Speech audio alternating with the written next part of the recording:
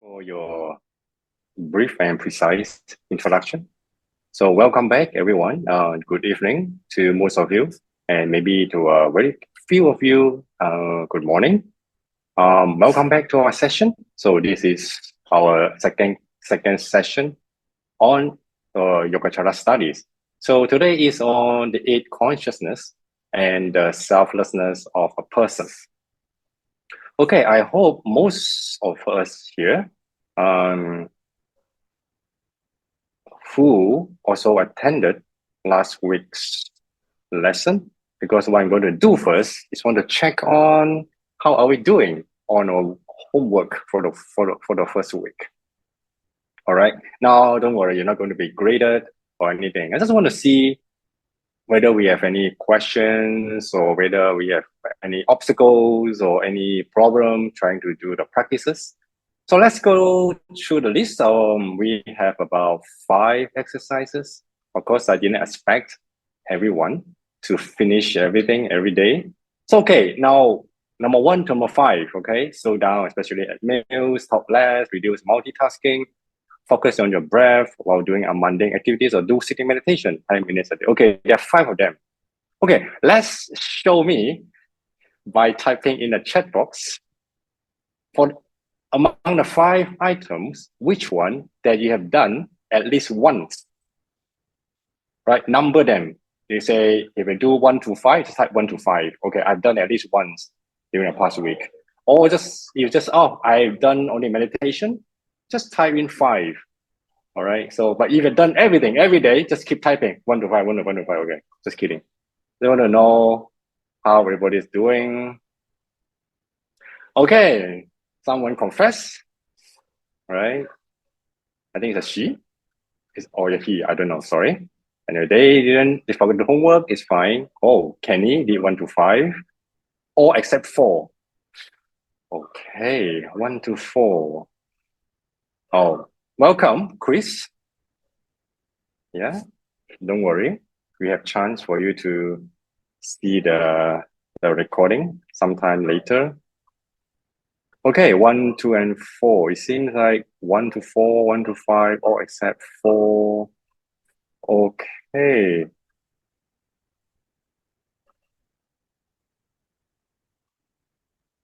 All right. Well, not bad. Most of us could able to done more than half of it.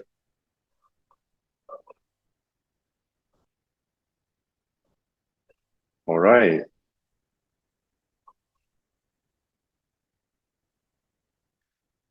Okay, my next question is, well, for those who haven't got time to do your homework, don't worry.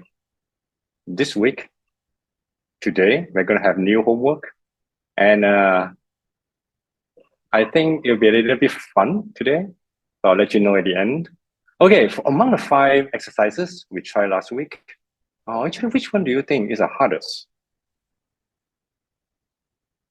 Anyone? Like for those who have done especially 1 to 5. Number 2, exactly. Number 4, focus on the breath while doing mundane activities. Okay. Number 3, Sharon said number 3, reduce multitasking. Yeah, I understand that.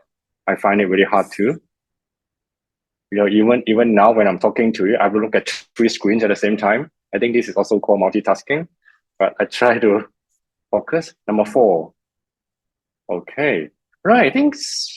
Okay. Let's talk about a little bit about number 4. I saw some of you like JC, Gui Sheng, or GK. Right. You have said number 4. Focus your breath on your breath while doing mundane activities. Yeah.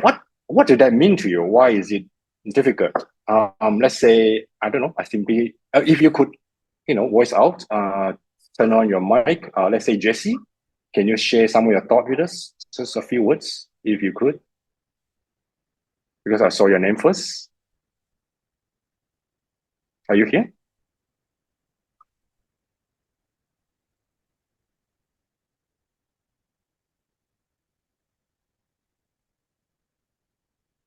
Oh,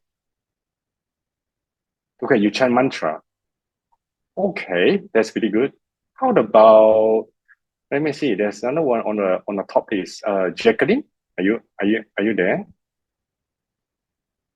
If you like to share with some of us about why you think number 4 is difficult for you.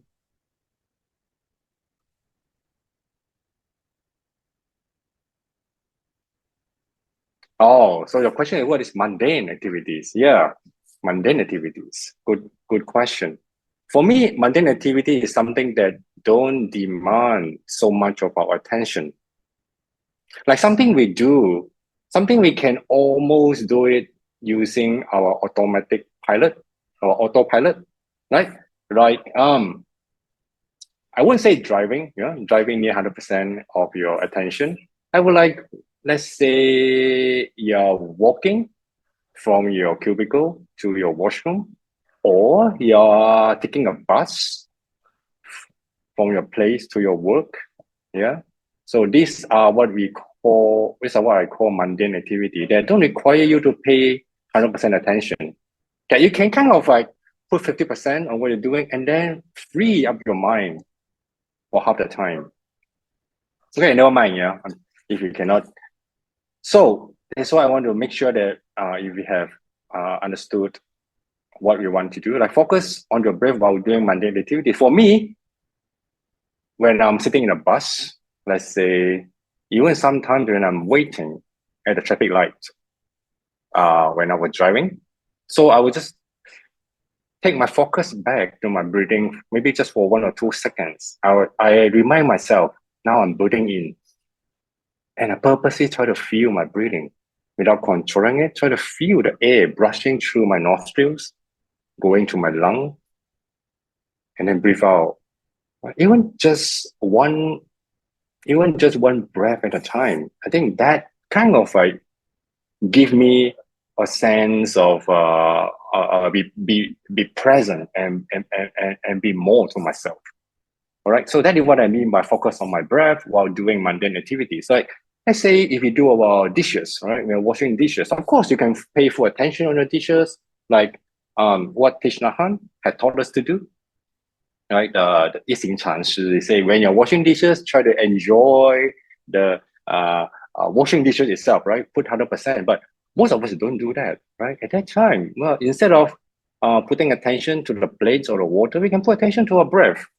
I'm breathing in, I'm breathing out. Just maybe once is enough to bring us back to where we are. Is that clear? Okay, there's a question from Eddie. 无念作意. I'm not quite sure what you mean by 无念作意. Is it something to do with meditation? Okay, I'm just saying that mundane activities here, I am referring to tasks that don't require our full attention, right? Simple as that. So try sometimes, let's say when you're listening, let's say when you want to talk to someone and there's so many things that, you know, like let's say you have a long meeting, 2-3 hours at the office. I'm sure you cannot focus like fully for the 2 hours. So take a few seconds, maybe 1 minute, try to step out a little bit, take a deep breath. That is also what we mean by focus on the breath. And that also is a way for me to recharge. Okay? But anyone else want to share your difficulties or your happiness?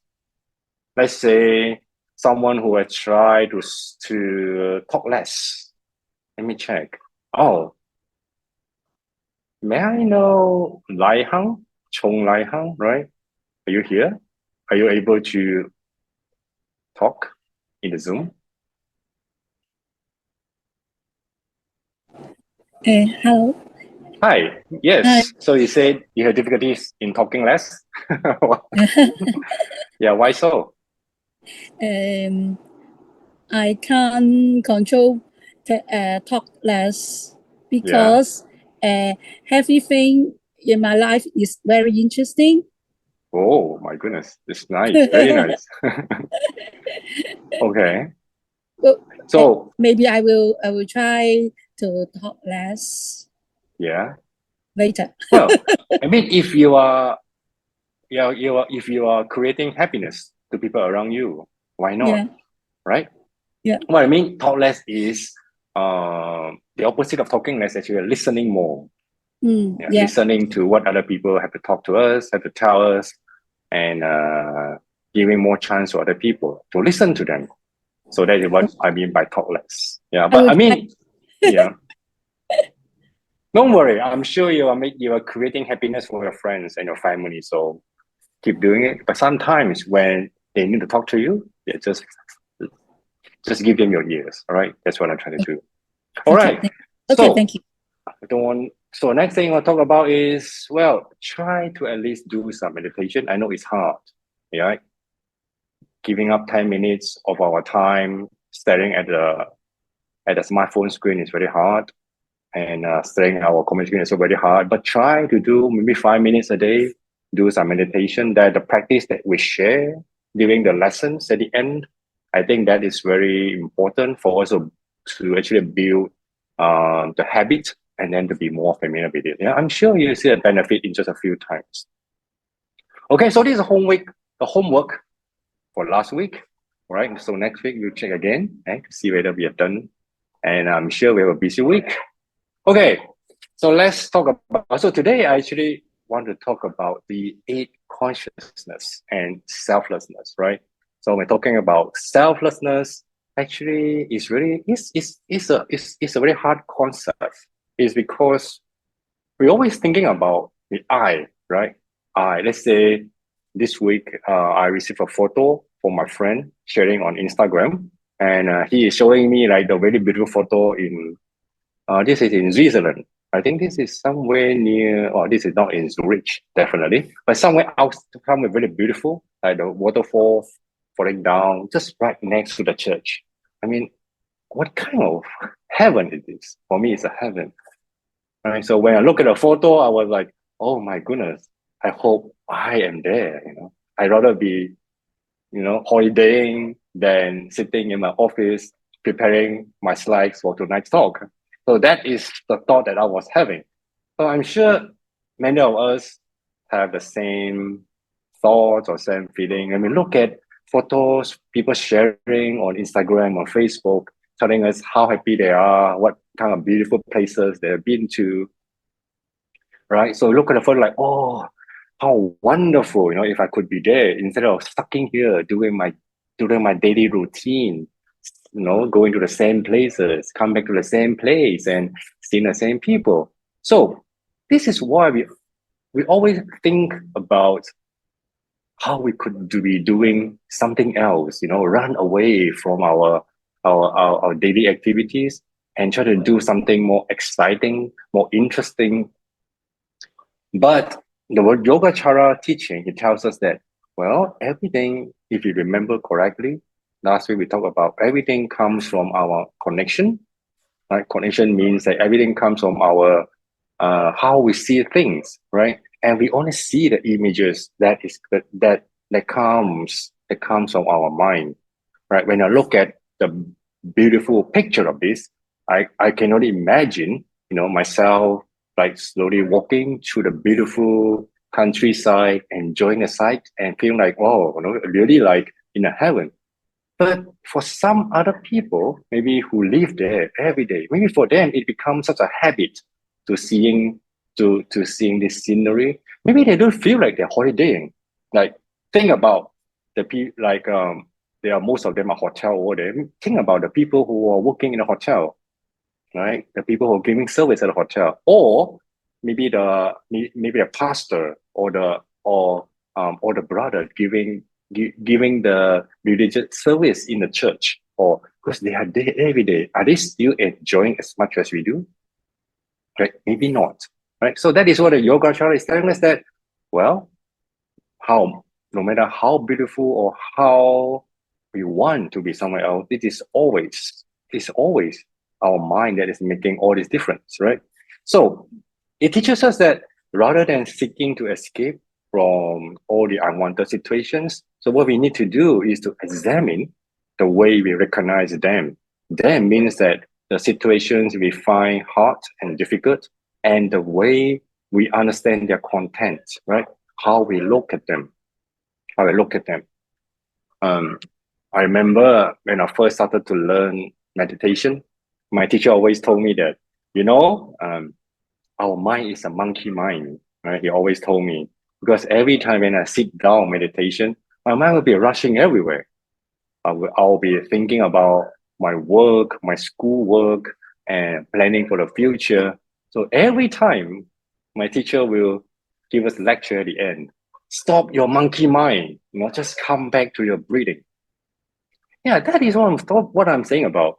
Even now we are sitting here comfortably enjoying the aircon, and we must be thinking how wonderful it is, if I am enjoying the beautiful scenery somewhere in Switzerland, why am I here? So this kind of thing, that is what my teacher always say, that this is the monkey mind and this is what you want to tame. And I really love this comic, that catches the spirit of what my teacher said, right? Yeah, a patient just had a operation on the head, and the doctor showed him, "Well, this is your problem. We found this monkey in your mind. That's why you're having so much trouble in life." So I think this is exactly what meditation want to teach us about. And meditation actually comes from the teaching of Yogācāra to how to deal with our daily problems, our all kind of things that we don't want to experience in life. So this is the monkey mind, that keeps yelling, keep making noises in our mind, right? Because of this monkey mind, we are not here in the present. Remember, we're not here in the present. What is the purpose of meditation? Come back to the present. What's the purpose of being mindful about our breath from time to time? Is being back to the present, right? So this is why this photo also reminds me very much about what our mind is doing, right? Why dogs are happier than humans. The owner, right? When you're sitting, let's say you go sitting with a dog, what are you thinking? Right? This guy thinking about the car, the bills that to pay, right? The money, the career that he wants to build. But for the dog, as simple as I'm here with my owner, we're having a good time, we're enjoying good scenery. So it's a very sarcastic way of saying that the more intelligent we become, the more we forget about what we have in the present, right? Even dogs are happier, But of course, I'm not saying that we want to become less intelligent, or we want to get rid of the frontal lobe, right? They do all the thinking. No, that's not the case. Is the the whole purpose of meditation is to be able to give us a break sometime and to use our mind to come back to what is more important that's happening in front of us, instead of keep planning for the future. So to break our habitual working habit, to break the habit that gives us so much suffering in life, right? Because our mind is like a monkey mind. We always plan the future. Why we are planning the future? Because we have so much trouble. In the present life. Like, I always want to talk about some of the common challenges that we are facing. I mean, everyone is facing every day, right?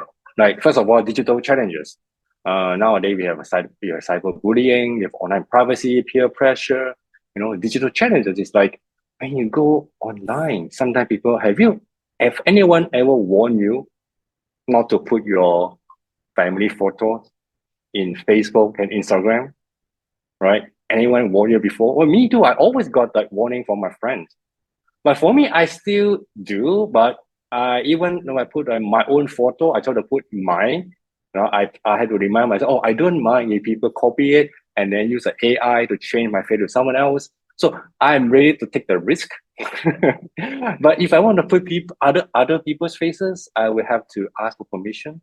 Yeah, you see, I don't know whether we are overreacting to the privacy thing online, but sometimes people do get harassed because of this, right? So this is a kind of give us some stress as well when we are dealing, especially when we want to use the social media for our work and we want to get in touch with friends. So these are some of the things that we will consider and become a pressure for ourselves. Well, what else? Like family pressure, right? Like the guy in the photo just now, thinking about income, relationship, education, If you have kids, you can imagine you're not living for yourself anymore. You're living actually for the kids. Everything is around the kids, right? I know because I always go out with some of my friends who have kids, who are about 3 to 5 years old. There was a very demanding time from children, yeah, and all 100%. So I hardly had any, I mean, long conversation or meaningful conversation with my friends. Every time we talk for two sentences, my friend will yell, "Quiet! Shut up!" To the young kid that they were playing around and who were making so much noise. Yeah, so this is also another pressure when we have, especially from our family, and of course self-expression. Nowadays we have to be more, true to ourselves, right? About our identity, about sexuality, cultural, and racial identity.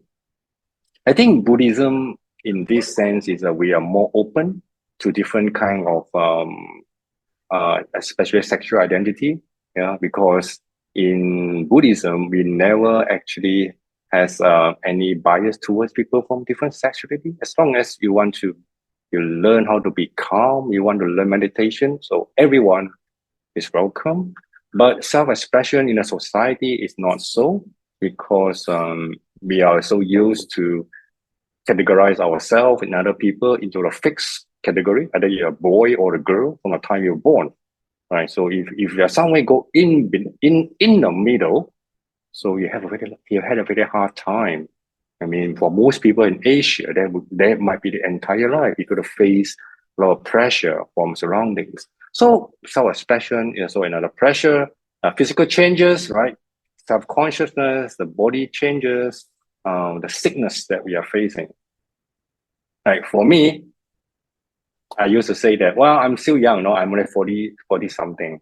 I still thought that I'm still physically like same as 20 years ago. But so yesterday I went out for a little bit of jogging, and then I went to do some more physical workout. And at the end of the day, I got a heat stroke. Can you believe that? I don't know where I caught that, but I just went out for exercise for half an hour and I got heat stroke. I was like, when I was young, like we were playing basketball under the sun from 12 to 4 p.m. and it was still fine, right? Nowadays, I just went out for half an hour. I feel like, oh, actually, I'm still having a bit of fever now. Right? I just took the Panadol before I started the course. So yeah, so these are the changes of a body that we have to accept, right? Because in Buddhism, we say that nothing stays permanent, even though we think it's permanent, yeah, but it's changing very, very quickly. Of course, what else? The changes we are facing, our career, like how to achieve success, social challenges, how to not feel socially awkward, how to fit in, attention. Yeah, attention is a big thing. How to stay focused on one task at a time. That's why we did a practice last week. Try not to do so much multitasking. And it's actually a challenge. I used to heard about a course being taught by a very famous meditator in America. You know what the course is about? It's a 1 full day course. The course is about how not to do anything in one day. Exactly. The title is what they do. They went to the lecture hall. Everybody sits there the whole day. And he has to lecture you how not to do anything. And now everybody just sit, don't look at the paper, and then put away your cell phones, right? Not even planning anything. Now just close your eyes. Or you open your eyes, just sit there. And he has to actually lecture them. And people pay money for that. Can you believe it? People pay money to learn how not to do anything.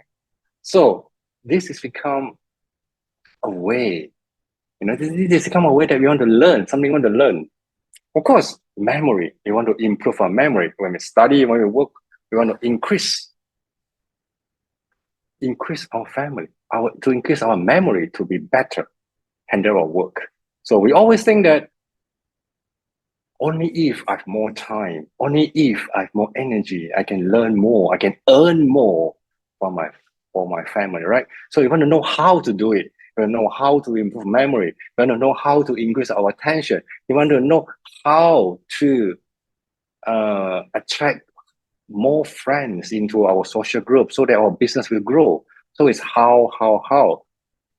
You don't believe me? You just go to a bookstore, like a bookstore. You look at all the bestsellers that you put at the front, especially at the public bookstore.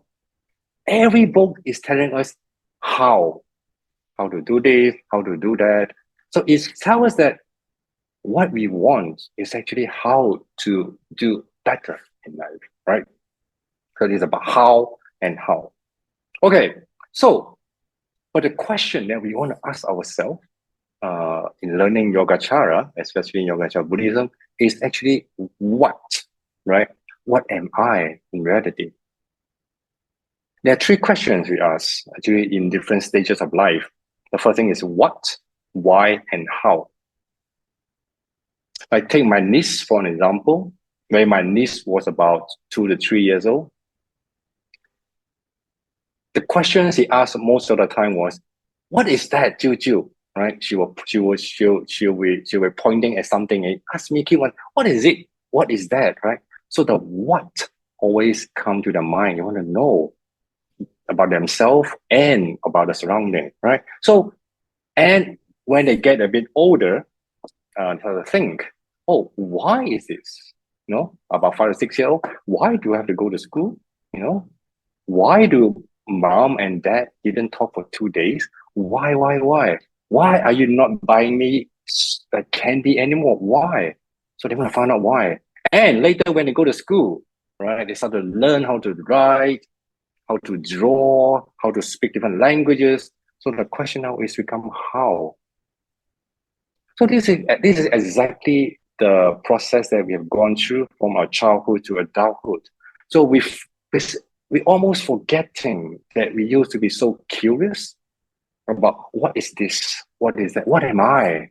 You know, when we were a kid, you know that from the psychology point of view, a child, I think before 4 or 5 years old, or maybe not too old, 3 to 4 years old. I'm not. Yeah, I'm gonna double check on that. The children before 3 to 4 years old, they couldn't tell themselves apart from their parents. I think I read somewhere from psychology book. Yeah, they're saying that they always think that they themselves is part of the mother or the father. They don't have the sense of I. Right? They look at the mirror. They were like, oh, they don't know whether the reflection is the same reflection. They thought it's someone else. Right. So because they don't know, they do not yet have the sense of I in them. So that tells a lot of our psychological making. Right? We are not born to know about ourselves and the surrounding. We were born to be one with the surrounding, people around us. And then slowly we pick up signals and teachings from people around us, and we start to know, oh, this is me, this is mine, this is them, this is theirs. So this is something that we learn through our bringing up, right? So learning Yogacara, I think the first question we always ask is we want to go back to the very first question that we ask ourselves: what am I in reality, right? So this is what do you see? What we want to talk about today? The I is actually what is the I? Right? Because we don't know the I. And these are problems of the digital era. We have a problem with relationship and distraction. That's why we want to talk about the eight consciousness. All right.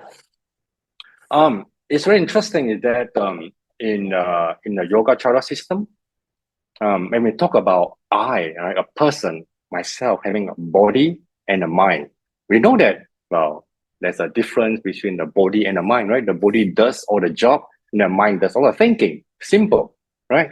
But in Yogacara, we talk about even the mind itself. It can be subdivided into 8 different parts.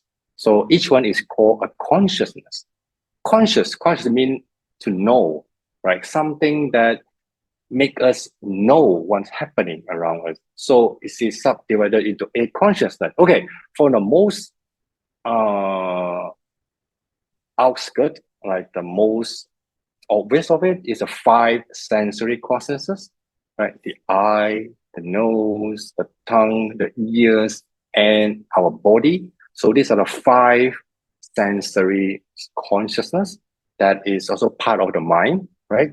Because the eye is not just an organ; it has something, a part of the mind, the consciousness that accept and receive the information and let us analyze them. So this the first five actually belongs to the most obvious one that we get in touch all the time, right? So let me show you a little gadget. So this is Bodhidharma. It's a little souvenir I bought back from Hong Kong, actually. Okay, let's say this is ourselves, right? The Bodhidharma. I like this. Mr. Bodhi represent ourselves. So Mr. Bodhi, he has eyes, he has a nose, mouth, right? The tongue, the ears, of course, you couldn't see, and the body. So these are the five consciousness that we see all the time. Anyone having a face, having a body. So this is the five consciousness. Okay, what Yogācāra says is this, but within this body, actually there's more. So what is the next one? Next one is called a sixth consciousness, right? Number six. So it's inside the sixth consciousness is called ideation consciousness, right? Or the mind consciousness. I will show you afterwards. It's called the mind consciousness because this is the one that does all the thinking. Okay, well, what does that mean? We'll talk about it a little bit later. And then not only that, within this mind consciousness, there's even more, right? It's called the ego consciousness. Ego means that you always think about I am this person. I have these particular things. I am the owner of the car, of the house, and so and everything. So this is the I. And within it, we have the deepest consciousness. We call the seed consciousness or the alaya vijnana. Remember last week we talked briefly about alaya vijnana. So you can see this little yellow guy is the alaya vijnana. So from the five consciousness, which is the one that we see all the time, and we have the mind, and then within the mind we have the ego. With the ego, with alaya consciousness. So these are basically the eight consciousness that Yogācāra is talking about. So if you wonder, so what is this end, right? Is the alaya vijnana, the alaya consciousness is the end? Well, I might guess maybe not. Let's say her little guy here. So what is it? We're going to talk. Oh, sorry, you cannot see. I'm going to talk a little bit about this little black guy. This is what we call the seed. These are the seeds that is stored inside this alaya vijnana that being carried forward to our next life, right? And then this alaya vijnana is actually covered by the ego, right? This ego, this actually belong to the subconsciousness that we cannot touch, we cannot reach. What we can reach is only two: the mind and the sensory consciousness. So these are the two that we work with all the time. So other than this, these are the subconscious mind that we have no way that we can reach them, but they have the influence and function all the time. All right. Okay, I'll put you aside first. Mr. Bodhidharma, thank you for the explanation. Okay, basically you got the idea, right? So what is it about? What are they doing? Right? Why do we need to separate the mind to 8 different sections or 8 different consciousnesses? What are the purpose? This is a very beautiful poem I found, just explain the interconnection for about these 8 consciousnesses. Okay, there are 8 brothers, okay, or 8 sisters. The 8 brothers live under one roof, okay? The one roof is a body, right? Got the one roof. One is sharp, one is dim. 5 brothers do business up front. The last one keeps tabs on everything. So these 4 lines explain everything we need to know about the 8 consciousness. Okay, let's look at them one line at a time. 8 brothers under one roof, okay? 8 brothers. You see, like the 5 one, I think you can identify them: the eye, the ears, the nose, the body, and the tongue. So these are 5 consciousness. And then we have the mind consciousness, we have the ego consciousness, and then we have the alaya consciousness. So 8 of them, they work together, right? They live under one roof. Means that the one roof means that our body, right? Ourself, yourself, myself, right? Everyone has their own individual consciousness. All right. Imagine these 8 brothers, they are doing business. Okay. So 5 of them, the 5 consciousness, the ear, the eye, the tongue, the body, and what else? Okay. I think the nose, right? They are doing business out there. They are yelling at people, right? Come on, buy this. It's in cheap sale and things like that. So they're doing business. This is the way they're doing the business, right? And then we have the guy watching, doing all recording. And then with this guy, it's called a subconscious. Crossing the door, we go into the subconscious mind. With this guy, the ego keep yelling at them, do this, do that, make more money. I want to be successful. This is the ego mind. And don't forget this guy here. This guy here, what he's doing is quiet and dim. This is alaya brother. He's the one that is watching, but he doesn't say anything, doesn't do anything. All right. So, what are they doing exactly? So one is sharp, one is dim. So this lying man talking about the subconsciousness. One is sharp, one is dim. Like the one is yelling all the time is called the ego consciousness, right? Ego consciousness means that this is the one that thinks that I am very important, I am beautiful, I want to be successful. So this is the I consciousness that couldn't yelling. And the dim one is a quiet one. He is the one, he is like the owner of the whole business, but he stays at the top and doesn't talk anything. He's the highest CEO, but he doesn't actually do the job, right? He is the manager who does all the job. The manager is doing the yelling all the time, but the CEO sits there with all the money, enjoy himself, right? This is exactly how the subconscious mind works in the Yogācāra point of view. All right, on the sharp, on the dim, right? These 2 belong to the subconscious. And the 5 brothers do business up front, right? This is clear. Our ear, our eyes, our nose, our tongue, our body get in touch with the outside world all the time, getting in all the information. There's like 5 people doing the information. They're getting all the information and the money. They do all the job. Right. And the last one keeps tabs on everything. The last one means what? The mind. We call it the mind consciousness, right? But what the mind do is like a processor. It's a computer. It gets all the information and the money from the 5 guys doing a job there. And then he do all the calculations. Oh, what to do next, how to gain more profit, how to arrange my guys to work overtime, to squeeze out more time from them to work more for me. So these are all the calculations and thoughts and things done by the mind consciousness. All right.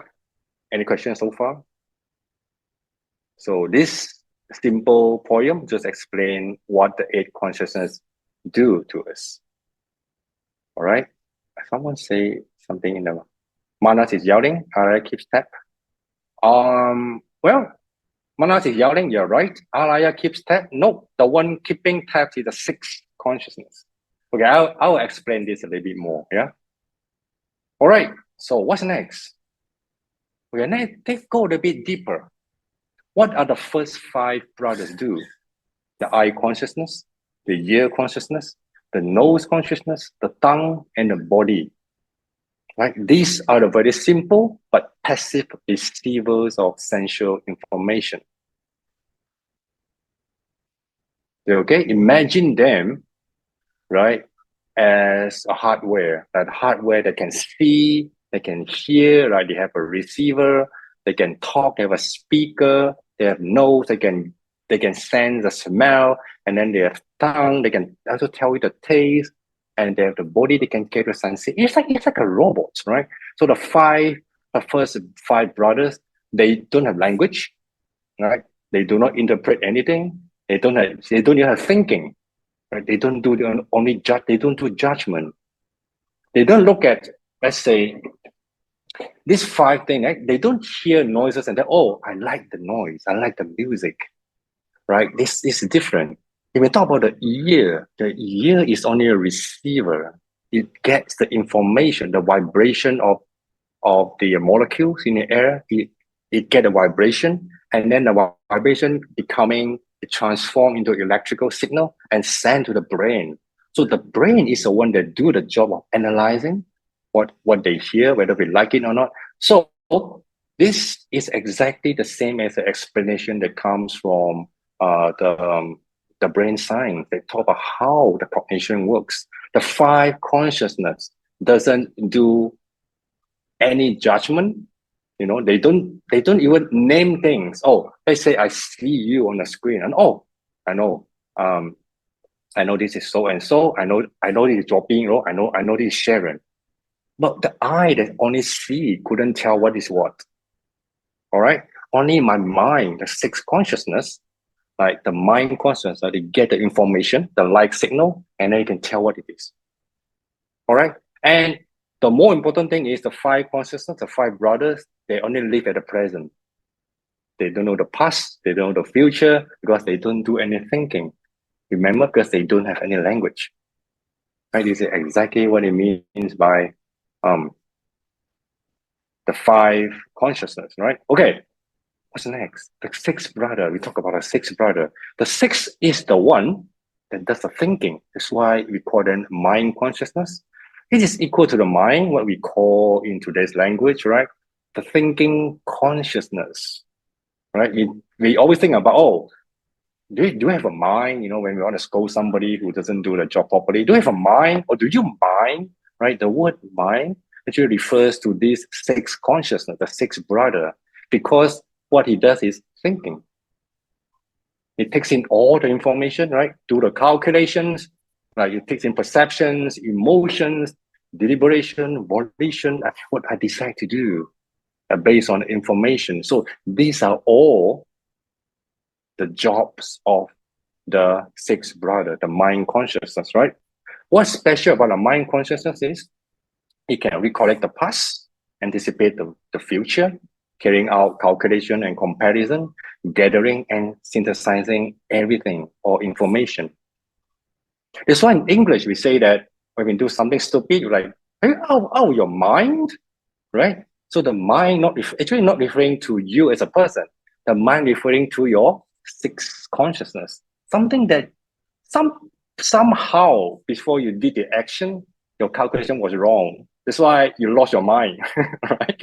You're not rational. Maybe you're too carried away by, let's say you went to a LV shop in Paris, right? You went in like, oh my goodness.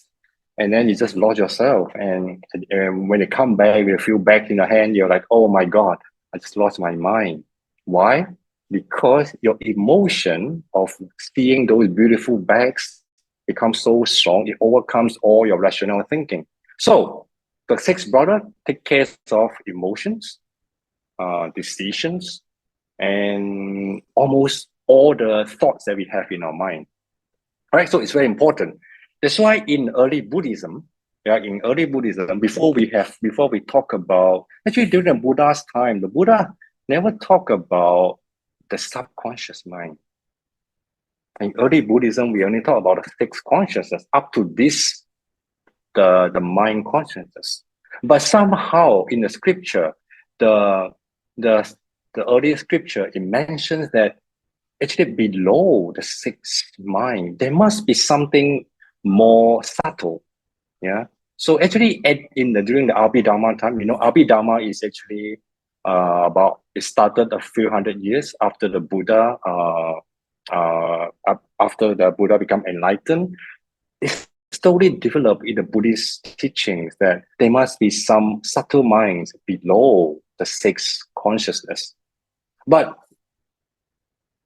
at that time, they think that the sixth is already enough to explain most of the experiences we have in life and also in meditation. Okay, so now we see the first six, right, consciousnesses, they form our conscious awareness because they are the most outskirt of ourselves, easily accessible, can be seen. So these are what we can regulate and reflect upon. When we think about our past mistakes, which mind are we using? Number 6, right? And we want to plan for tomorrow's work. What are we using? The 6. So the 6th one is always the one that we can regulate and we can reflect upon. Just remember that, right? Remember the very important phrase by Descartes, I think, therefore I am. Like, what does that mean? Thinking. Which one is doing the thinking? The 6th mind, right? According to Yogācāra, the 6th mind is doing the thinking. He say that thinking, I think, therefore I am. So if we don't interpret this correctly, you might say, oh, because I have the 6th mind, then I am, then I become myself, then I exist. So this is why many people, I think even many Buddhists too, they think that the mind consciousness is ourself, is the I, is the big I, right? As long as I think, as long as I know what I'm thinking, then I must exist. So this is the I. This is the I that goes to reincarnation. This is the I that becomes the Buddha. This is the I that goes through all the suffering every day. The I itself. But in Yogācāra, this is not the case, right? The mind consciousness is not I. Why? Because the I doesn't exist at all. Okay, so in Yogācāra, they say that we need 2 more subconscious mind below the mind conscious. Why so? Why so? Okay, let's talk a bit about the connective process, right? I believe this will very clearly give us a very good explanation about what is the 5 consciousness and the 6 consciousness. What do they do? We know that from neuroscience, we know that the brain, the left brain, the right brain, and the right brain, right? The left side do the analysis, like logic, idea, facts, math, and training. That's why for most of us who are right-handed, right, we are kind of better at analyzing things, good at logic, good at speech, facts, mathematics. But for people who are more artistic, right, they are usually what? Left-handed. Why? Because left hand connected to the right brain, right? So what does the right brain do? It takes care of creativity, intuition, arts, creation, feeling, imagination. Right? I'm not saying it's a hard fact, but in general, right, when you see someone who is like left-handed, very likely this one is also very artistic, right? Good at art or good at expression or good at telling you the emotions, very imaginative, right? So this can be seen from the 2 functions of the brain. Well, of course, the 2 brains are not separated. It is connected by a very thick bridge full of like, I don't know how many billions of fibers in between. There's a bridge that connects the 2 brains together. So no one's brain works halfway. Just imagine that, okay? Both brain works the same. Okay, so this is the funny thing. This is the fun thing begin. What happened was, I think there was once a neuroscientist. She herself was a scientist. She had a stroke. At that time, the left side of her brain stopped functioning. So what she experienced was, right, she looked at her hands. She couldn't tell her hand apart from, let's say, the laptop or the wall.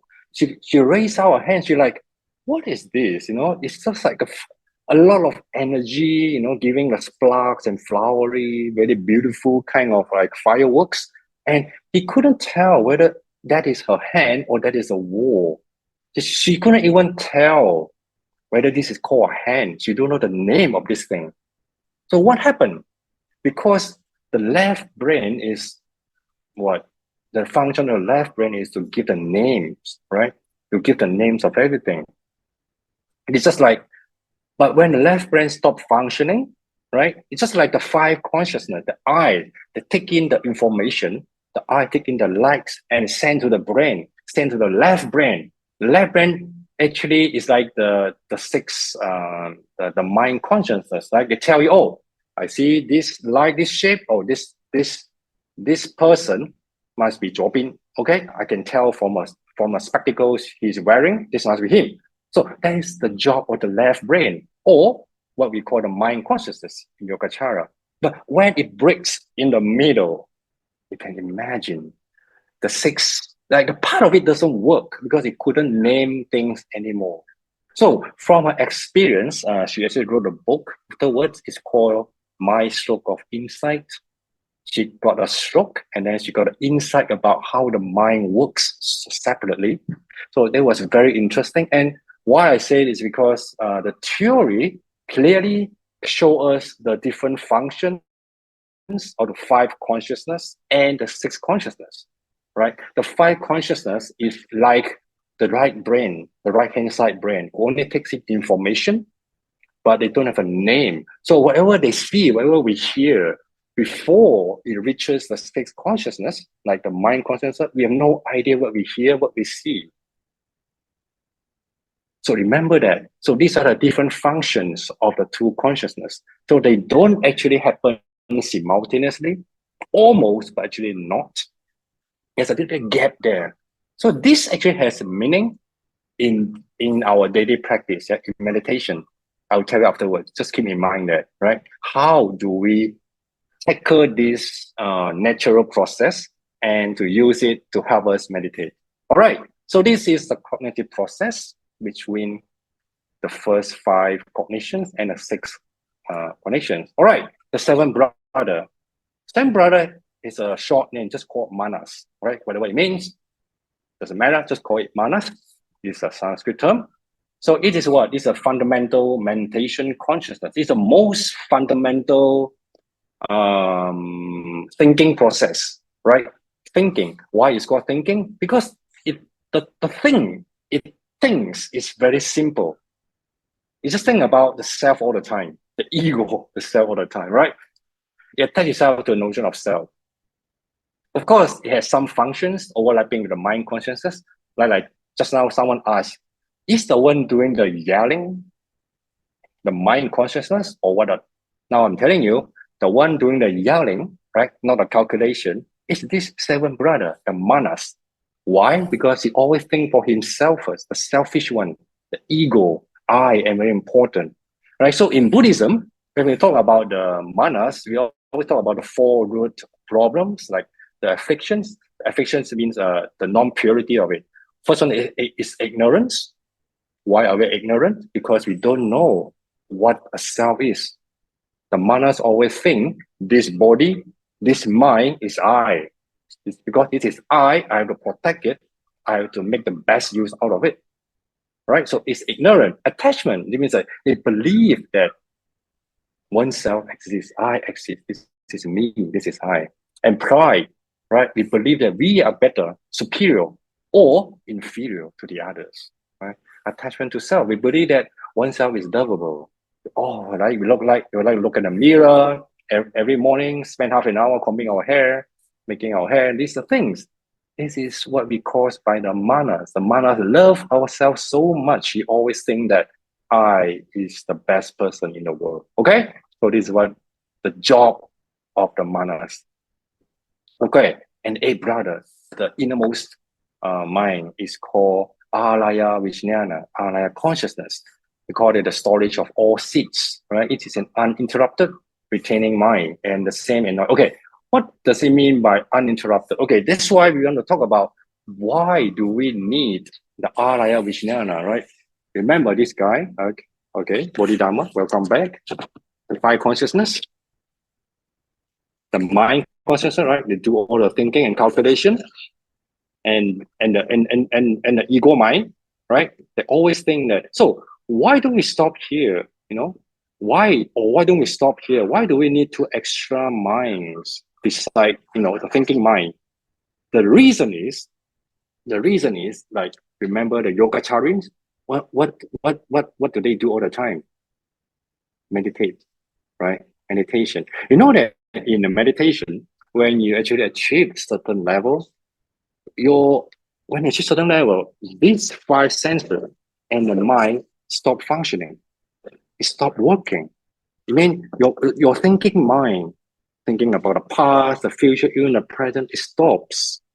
It stops for maybe 1 minute, 10 minutes, some even days and months. right? There were so many stories there were so many accounts in the Chinese Buddhism, especially Xu Yin Lao He Maybe you heard of him, Xu Yin Lao He right? He went every time he went to deep meditation, he went into samadhi, very deep concentration. He was gone from his body for 7 days, 10 days, a month. It wasn't there. Everybody comes and go and make noise and touch him and beat him. He has no response at all. But after 3 months, he come back. Okay, the problem is if our mind only stops here, right? There's no subconscious mind. What happens when this stop functioning? If it stops, how can it continue?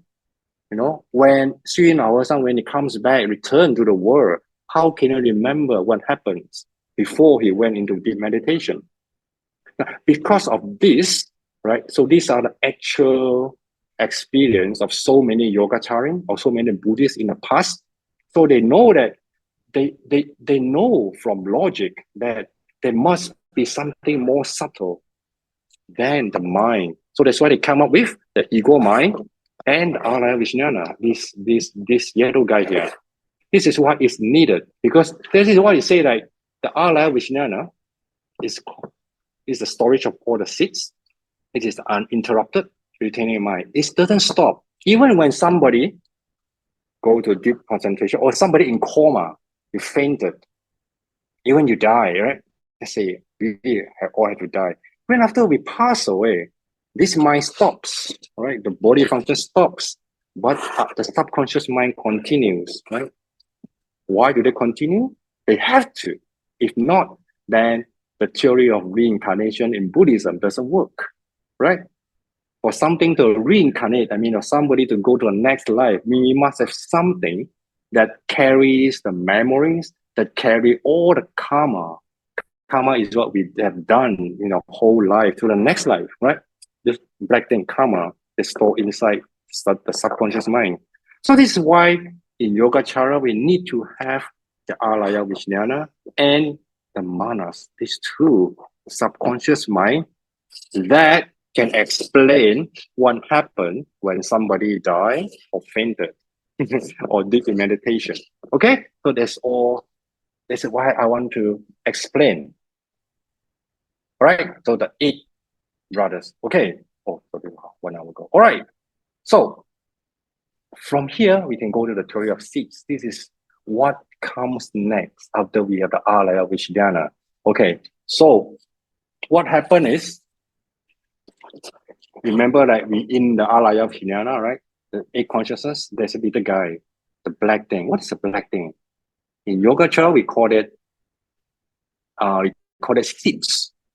Seeds is a metaphor, right? Why? Because from a seed, it can grow a tree, right? So everything comes from a seed. So in Yogācāra Buddhism, when we talk about karma, what is karma? Karma is something that we do, we say, or we think about. So there are 3 actions that we do all the time. Either we think about something.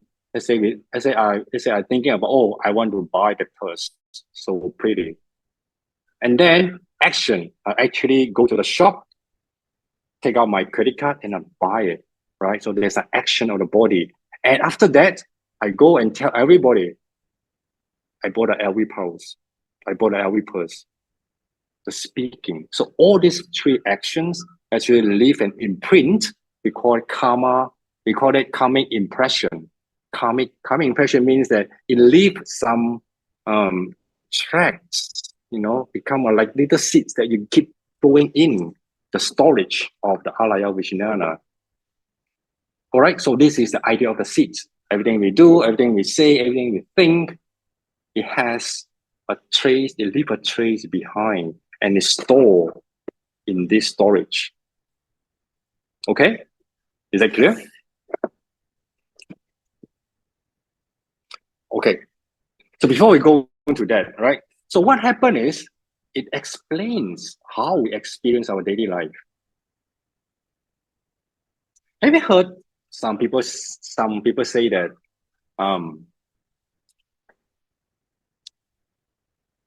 it's really lucky for someone to win a lottery, right? I don't know about you, but I heard some of my uncles that told me like stories, like similar stories. Oh, I know so and so. After he won a lottery or I don't know how many millions, and then after a few years, like he got broke again. Why? Because so and so, right? Because he didn't know how to handle the money. He lived like very extravagant life. So he didn't know how to actually take care of such a wealth that he got overnight. Right. So for us, we think that, oh, of course, winning a lottery needs a lot of good fortune, right? Good fortune. But in Buddhism, fortune, we can explain by the seeds, right? That means that for this person to win a lottery, he must have very good seeds in his storage, right? In his life. He must have done a lot of donation. He might have done a lot of good deeds before. Right. This is one way of explaining, right? Why was he the one who won the lottery, but not me? Why not me, right? So in some Buddhist sutra, we say that it's because we didn't do enough donation. We didn't do enough good deeds. We don't have enough speeds, good speeds in our subconscious. That's why we didn't have a chance. So everything we experience actually comes from a seed that we have in our mind. Even no matter if you're winning a lottery or no matter even like if we get a very good job or we get a very good pay, everything comes from what we did before. It must be a wholesome thing to have wholesome result. Okay, this is the very basic, logical assumptions, right? Because it makes karma works, right? Because in Buddhism, we talk about getting more and more good, accumulating more and more good karma. This is why at the end of the talk, we have to dedicate our merit. What is merit, right? Merit is a good karma, right? So good karma is this thing. It's either black or whatever color or white, but it's a seed. Every time we do dedication, so that is like putting a seed in the subconscious mind. The more we accumulate, so we can imagine the future we have some good results, right? So this is called the perfuming of seeds. Okay, let's look at this one, okay? Just take 1 minute for me to explain. Okay, we have the Alaya Vijnana, we can see here. Can you see my arrow? You do, right? Okay. The Alaya Vijnana here, this is the eight consciousness, right? The one we cannot see. This is a mind consciousness. This is the one that in our mind, right? We do a thinking all the time. Okay, these are the seeds. All these little fire thing, right? Look, these are the seeds. Okay, let's imagine, right? Not today, right? Maybe some time ago, right? Let's say I use you as an example, right? Jobin, okay? Last week, Jobin saw a very beautiful girl, and then she's like, oh, love at first sight. Okay, and that time, the love at first sight become a seed that went into his mind. So this is a seed, right? Okay, he stored it, and then today, all right, this seed ripened because this seed is already there. So he went out to the street and he saw that girl again. Oh, because where does the girl come from? From Yogācāra point of view, it comes from his mind. Anyway, the seeds are ripened. So he saw the girl. What happened? The first thought, oh, and then he remembers, oh, I like this girl. She's so charming, so lovable. Okay, his first thought, right, happens. What happened is the first thought goes back to the seed. What happened to the previous seed? Grows bigger. The love becomes stronger, right? And next week again, and then the seeds ripen again. Oh, he saw the girl again. He see the girl again. Pop, and then second thought. Oh, I still like her after 2 weeks.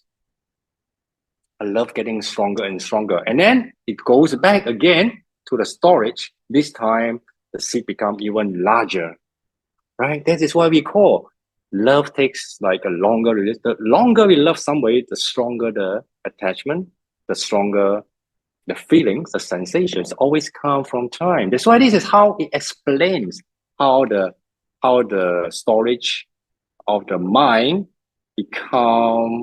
appear to be something we experience, and how our experience shape our future experience. Is it all right? Are you following? So this is a very important concept because it has everything to do with our practice. Either you are chanting mantra, either you are chanting the name of Guan Yin Pusa, either you are doing meditation. Everything we do to train our mind come from this explanation. How we train our seed become bigger and bigger. Not just love, okay? It's also about detachment from the thing. Also, from the other way, it also talks about how we hate somebody. The same thing. If every time we see the person, we repeat the same kind of hatred, I'm sure the next time you see him, your hatred will be double. So 10 times, it's 10 times stronger than the first time. So this is what is dangerous. Even if we have a negative thought in the beginning, if you're not careful and we keep it, run by autopilot, the hatred becomes stronger and stronger. The love becomes stronger and stronger. The attachment also becomes stronger and stronger. So this is how we understand how the mind works. Then we know how we can change our habit of hatred and loving. Okay? So at the end, after we know how the eight consciousness work, then we know that there's no such thing as luck in life. Don't say that, oh, he's so lucky, he got promoted in his job, but not me. Right? Because in Buddhism, we say that luck comes from all the seeds that we have accumulated. When the seeds ripen, when a condition is right? Condition means that all the you got 条件, right? Conditions means that the time, the location, the people, when it's right, your seed will right by itself.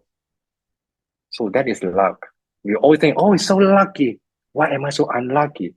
So there's no luck or unlucky. Unlucky or unlucky in Buddhist point of view. Everything is what we have accumulated. I hope this explains some of the misunderstanding we have in Buddhism.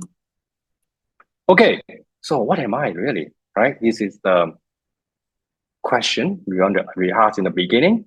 And now we are sure that the I is nothing other than the eight consciousness that we just talked about. The I is actually thoughts. The I is a seed. The I is the ego. Everything combines together become the concept of I. So where does the concept of I come from? Because the ego mind. Remember, the ego consciousness. They keep saying that I want to be this, but he forgot he is only a part of the thought. It's nothing than a thought. So in Yogācāra, we explain that I is nothing than a continuous stream of thought that keeps going, that never stops until we achieve nirvana or we achieve enlightenment.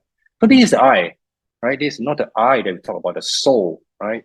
Remember, in other religion, we talk about the soul that goes on living forever. In Buddhism, we don't have a soul. We have the eight consciousness.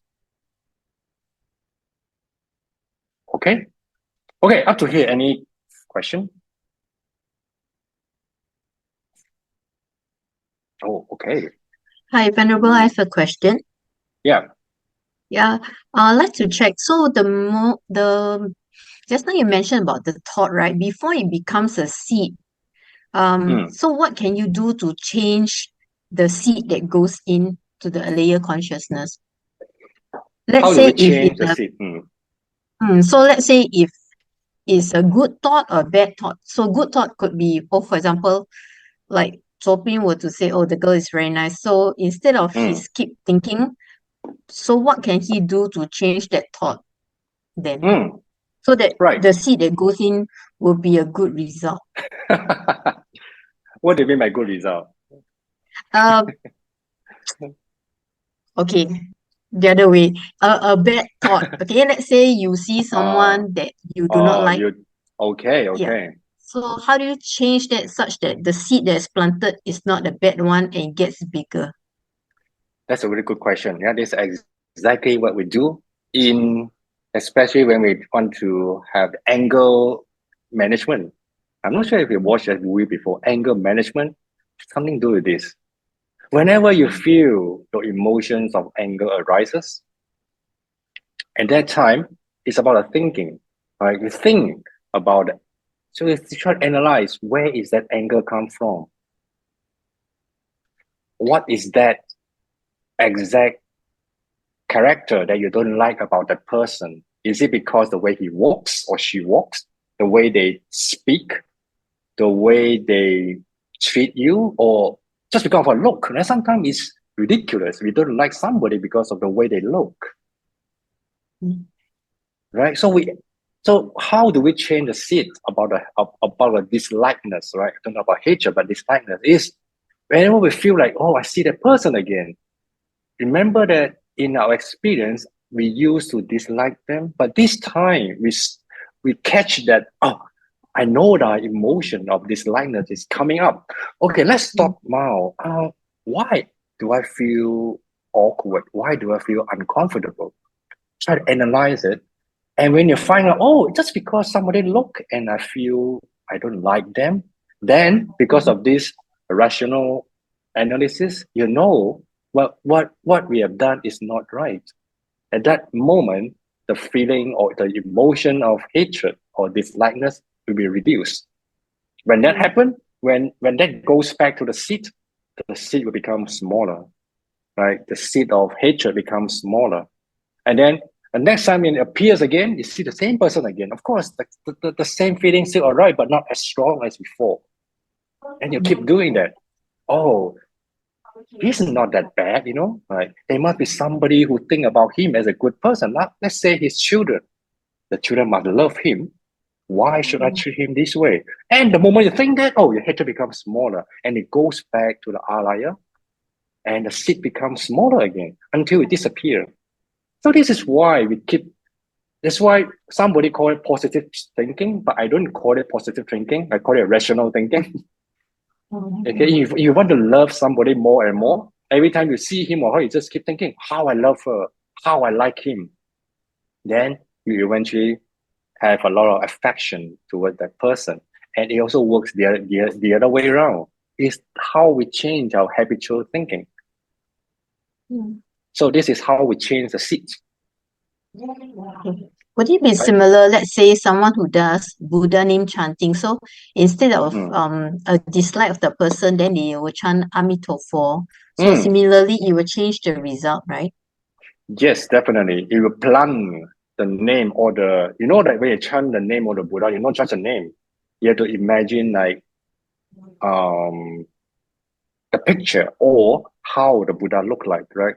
How the 西方极乐世界 looks like. So that is in the sutta itself. Yeah, you're planting the seed. Every time you chant a name, you think about the place. You're making the seed larger and larger until at the time when it ripes, then you'll be reborn in the 西方极乐世界. So it works. This is the explanation of why we want to chant the name of the Buddha. It plants in the mind, making the seed bigger and bigger until it becomes ripened easily. Okay, thank you. All right. I think there are 3 short comments on Zoom also. So I think first is one person asked, is 睡眠烦恼 equals to unconscious defilement? 睡眠烦恼 unconscious defilement. 睡眠 is a 烦恼, right? Is 烦恼 actually it still belongs to the 6th consciousness. Of course, the seed comes from the alaya, right? Alaya is unconscious mind. It's a defilement seed come from but it appears in the 6th consciousness. That's why we have the suffering, the 烦恼. So if we call 睡眠烦恼, actually it is a type of the mental, we call it mental factors. We'll talk about it in the next lesson, I think, mental factors. So 睡眠烦恼 is a type, it's one of the 51 types of mental factors. Or in today's psychological term, we call it emotions. It's one kind of emotion that happens in the 6th mind, not the unconscious mind. Because we are consciously aware of it. Right? We are aware of it. So that's why it's not in the unconscious mind. Okay. Then there's a second question. Does everyone reincarnate when they die? According to Buddhism, unless you achieve enlightenment, yes, we do. Okay. And then finally, someone asked, even if it's a thought, does it have a seed as well? Yes, a thought is also a seed. Yes, definitely. Okay. Anything else? I think that's all from Zoom right now. Thank you. Okay, let's continue. I think, wow, so these are the three seals of Dharma. So from the understanding of the eight consciousness, so we can go on to discuss about what is impermanence in Buddhism, what is selfless, and what is quiescence. Do you pronounce it quiescence? Okay, I hold it, yeah. I'm not sure the pronunciation of nirvana. So these are the three seals of the Dharma. Why I'm putting here is that in order to understand the meaning of impermanent and selfless, right, and the nirvana, they're all being explained just now by the eight consciousness that we talk about. If we use the same logic to try to understand what is nirvana, what is selflessness, what is impermanence, then everything can be explained by the interconnections and the functions of the eight minds. That's why it's so important. It's such an important concept in Yogacara Buddhism. It explains all these important terms in Buddhism, right? We can go a little bit deeper into that when we have time, but just to let you know, yeah, this is the basic understanding of Yogacara Buddhism. There is emerging evidence. Okay, let's see. Now let's go to a little bit about the practice type. Yeah, of course, the reason why I'm talking about the eight consciousness is we talk about how we want to reduce or reduce the size or increase the size of the seeds in our alaya vijnana, right? So how to do that? Of course, we can do it in daily life. Whenever we have anger or love arises, we change our habit of thinking to make it bigger or smaller. That makes sense? But there's also a quicker way, but it's called meditation. Yeah, here comes the part. Meditation is a very quick way to try to reshape our way of thinking so that all the seeds in the alaya vijnana will be transformed either bigger or smaller or disappear. So that's why meditation plays such an important role in all kinds of practices in Buddhism. It is so meditation doesn't mean just sit there and doing nothing. We are training our mind to focus on the good thoughts, to retrain our mind so that our way of thinking become more positive, become more moral, morally correct, so that all that remains will be good. Of course, from the neuroscience point of view, I'm going to show you a little bit about what is the mindfulness meditation. Yeah, it's only about 2 minutes. Okay, let's take a look. There is emerging evidence that mindfulness meditation causes changes in the structure and function Can you hear of clearly? brain regions involved in the regulation of attention, emotion, and self-awareness. Functional MRI studies of the brain show that when someone is daydreaming or just not doing anything, our brains show consistent activity in certain regions. Some studies suggest as much as 45% of our time is spent daydreaming. These areas together are called the default mode network, or DMN. The interesting thing about the default mode network is that it involves parts of the brain responsible for thinking about yourself and rumination, areas which are correlated with some mental illnesses such as depression and anxiety. One of the interesting brain areas making up the default mode network is the amygdala, the region of the brain largely responsible for the fight or flight response, and is seen to be more active when people are stressed. Just as the brain has a default mode network when we are daydreaming or not thinking about anything in particular, it has an opposite network of brain activity known as the task positive network, or TPN, that is active during attention demanding tasks. Only one network can be active at any one time. So in summary, the default mode network can be said to be a ruminative network. It directs our awareness to the past and future while largely ignoring the present. And while the DMN can be used responsibly for planning and organizing, we must be wary of the negative aspects of it. The task positive network can be said to be responsible for present moment awareness, being in the here and now. It is the action network. When the TPN is activated and we are in the present, there is no rumination, there is no worry, there is no past, there is no future, because the DMN is inactivated. And again, only one system can be active at any one time. By activating the TPN, we deactivate the DMN. So the next time you feel down, or ruminating on events of the past, or worrying about the future, remind yourself of the power of the task positive network, the TPN. All you have to do is bring attention, for example, to your breath, or a sound, or a sensation, such as the warmth of the sun on your skin. Then if you find that your mind wanders, as the DMN begins to take over, activate your TPN again by bringing your attention back to your breath.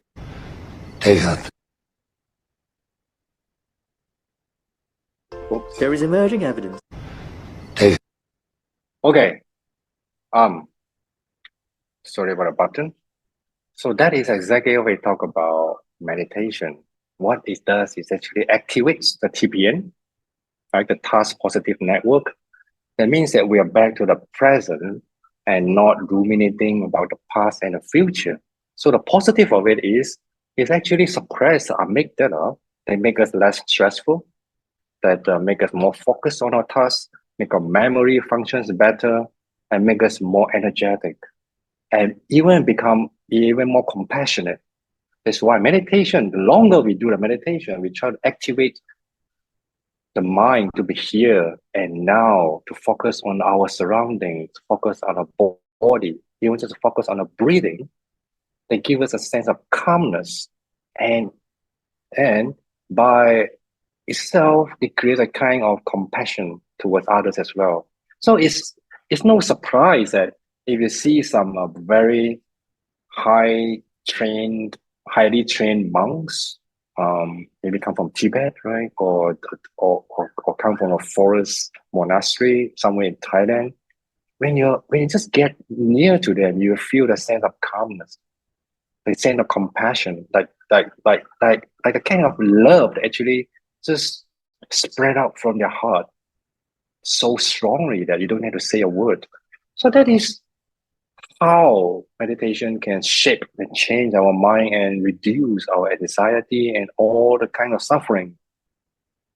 I mean, not all, but most of it that we are facing in today's society: anxiety, stress. So my conclusion is do mindfulness practice, right? This is what we want to do today. Now we're gonna do a little bit different today. We're gonna do on the mindfulness of bodily feelings. Just a little bit of a touch up. We talked about what was mindfulness last week, right? It's a meditation practice.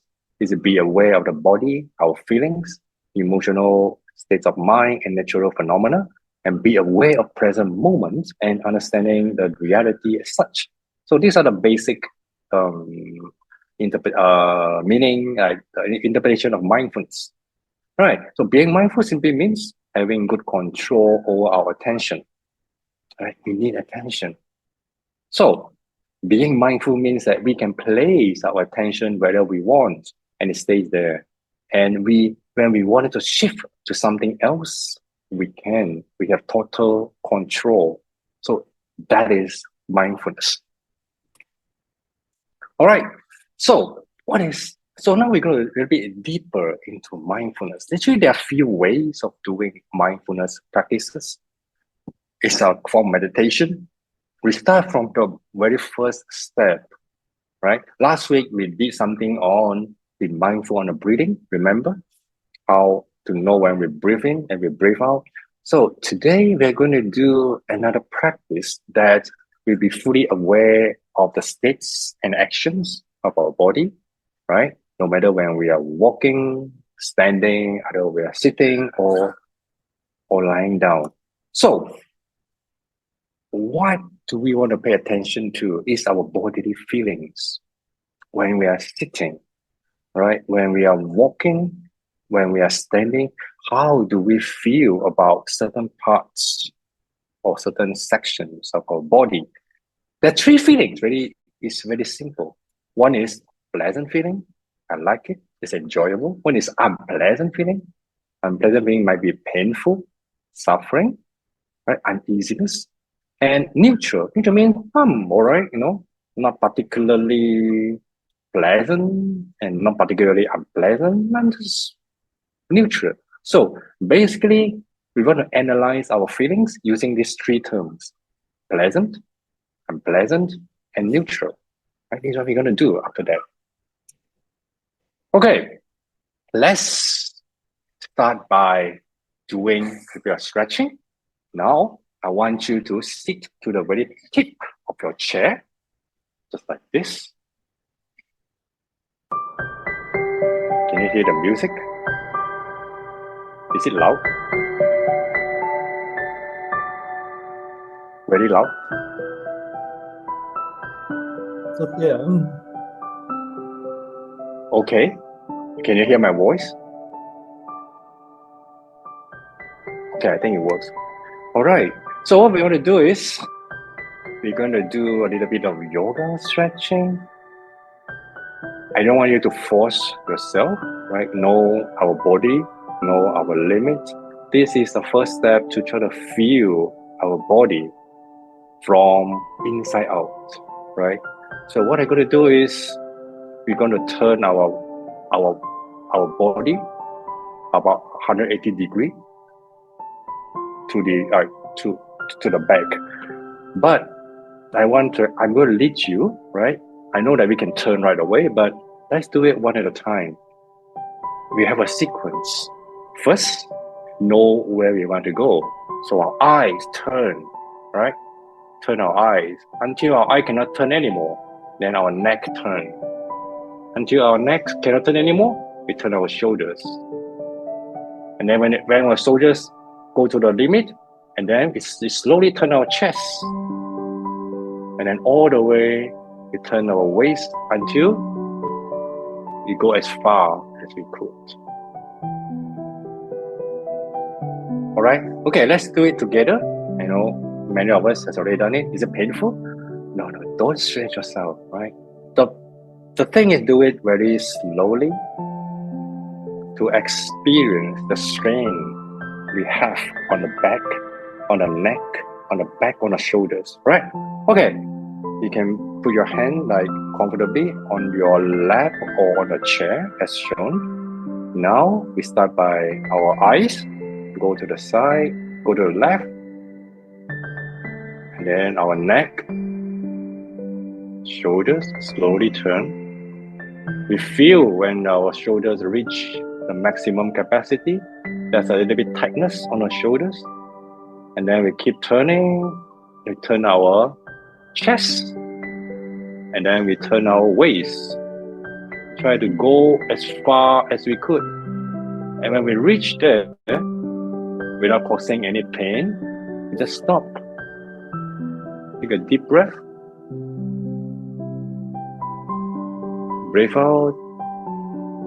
And then we slowly come back the opposite direction. We turn our waist,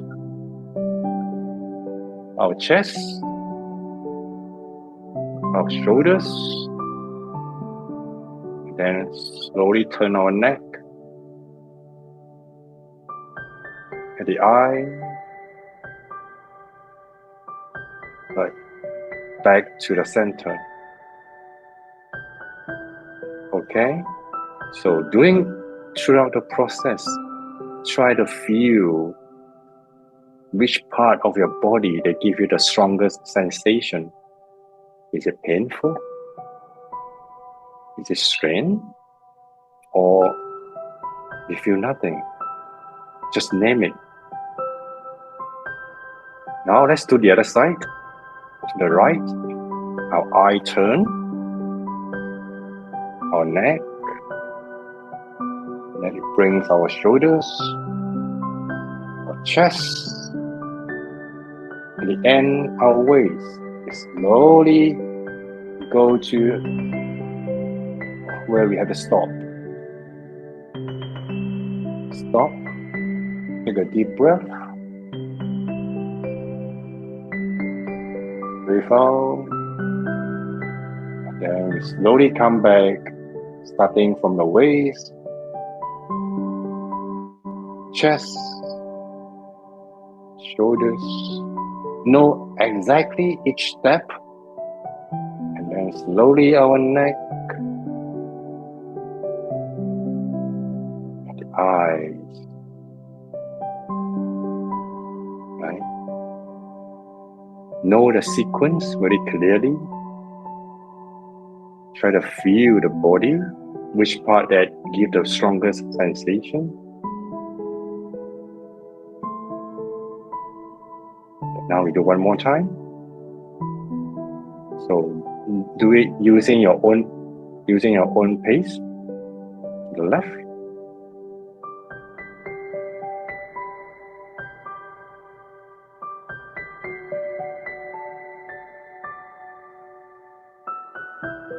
Pay attention to your bodily sensations. Know where to stop. Slowly come back.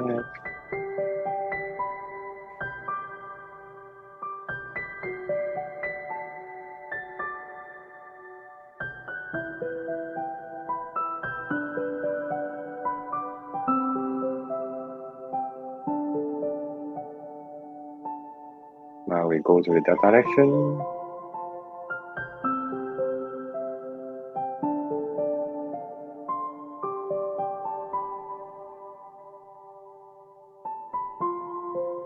Knowing clearly where our body is, how it feels.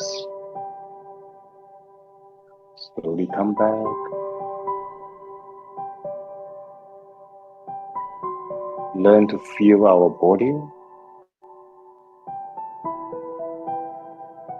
in a very slow motion.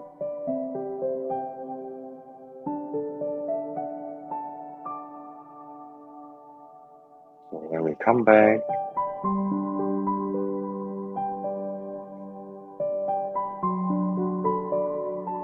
the center, take a few deep breaths.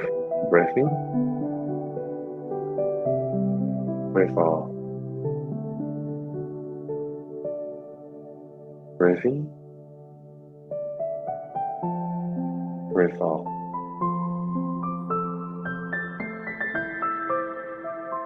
Breathe in, breathe out.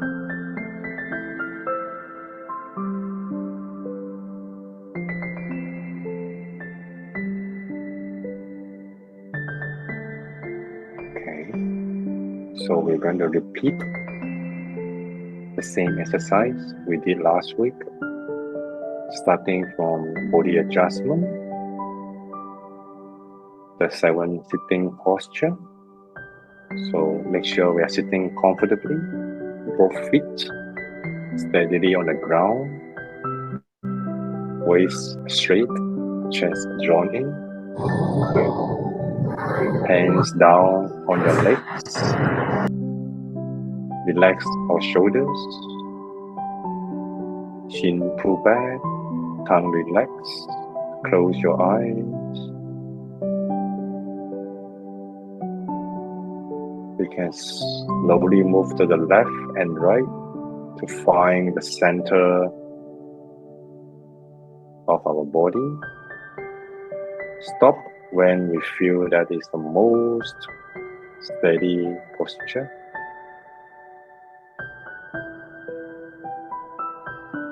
Very slowly,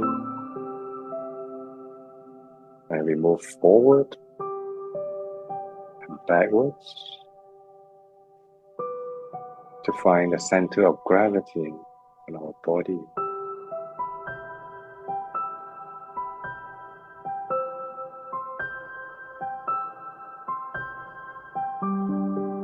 Once we found the center, we just stop and maintain the posture.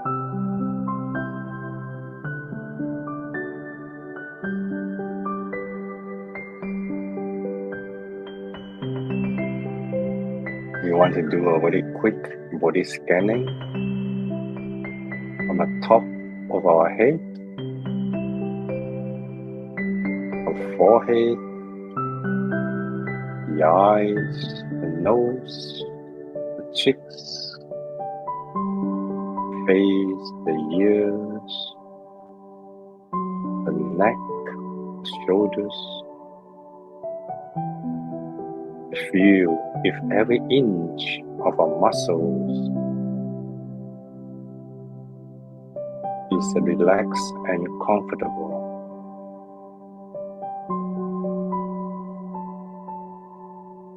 Pay attention to our neck,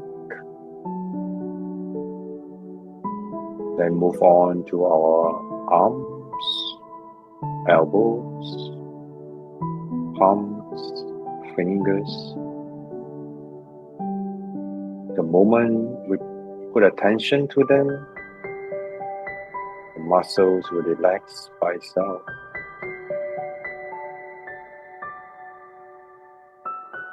We don't need to force our body to relax. We just want our attention. The moment we pay attention to them, they will slowly relax themselves. We put our attention to our chest, belly, back, lower back, our thighs, shank, feet, toes.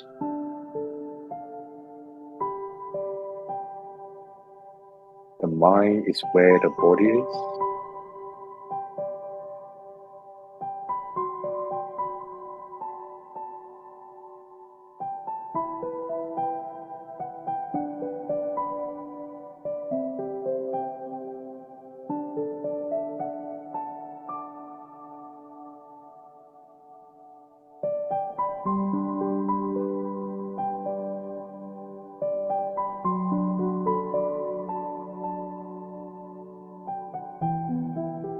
Now we focus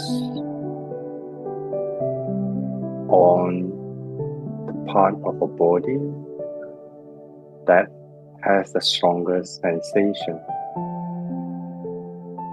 It might be a pleasant feeling, unpleasant feeling, or even neutral.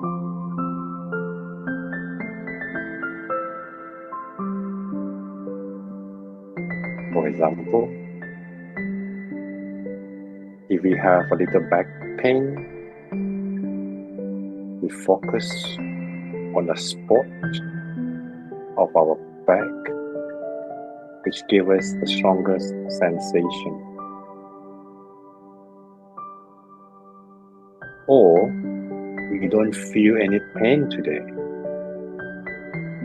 and we focus on the spot and we name it pleasant feeling. Pleasant feeling. If it is painful, we name it unpleasant feeling. Unpleasant feeling.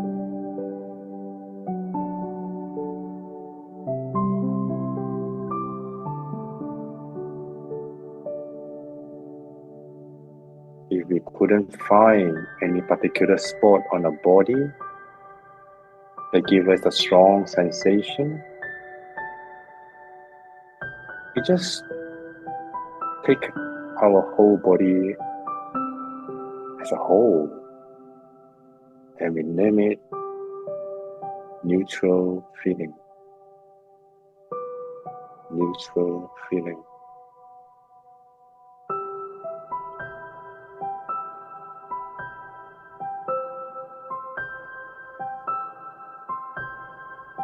Our mind might be wandering away, might be thinking about the past or the future. Doesn't matter. just come back to the sensations of the body, whether it's pleasant, unpleasant, neutral.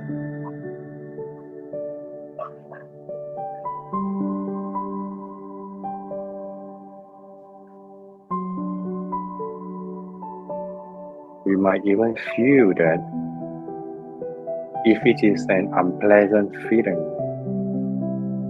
after a few moments, the feeling disappears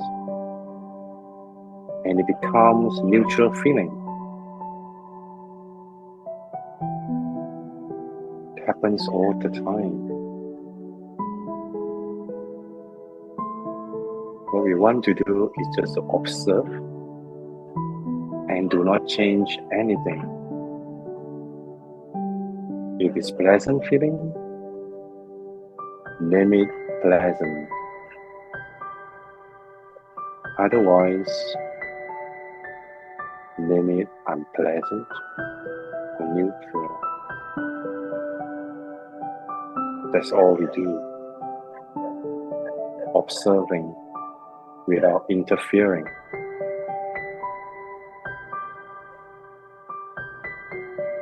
Understand the sensations that come from our body all the time.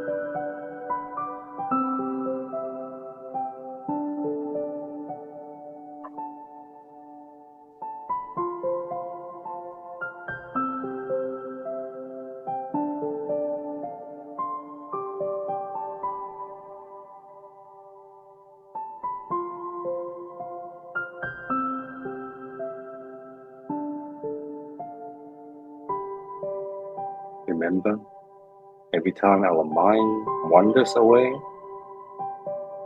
it's okay.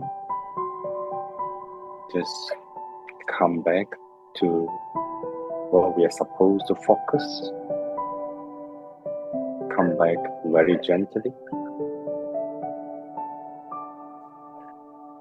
Pleasant feeling. Pleasant feeling.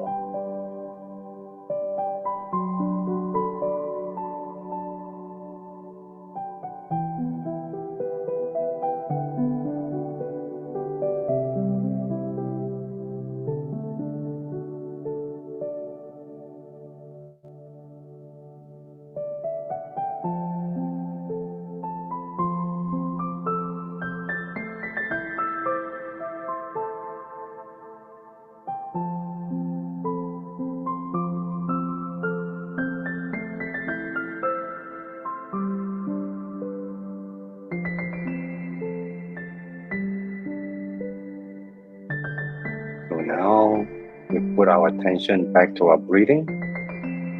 Breathe in. Breathe out.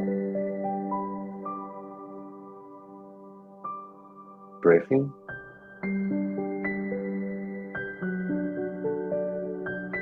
Breathe out. One more time. Breathe in.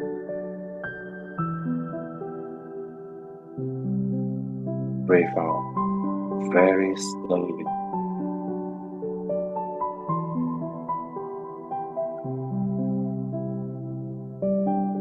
Three, two, one.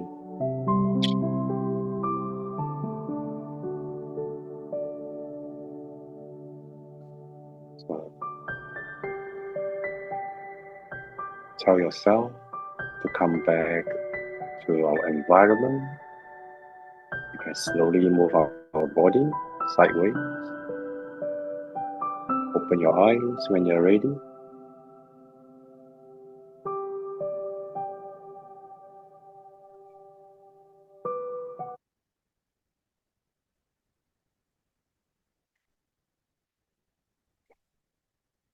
Okay.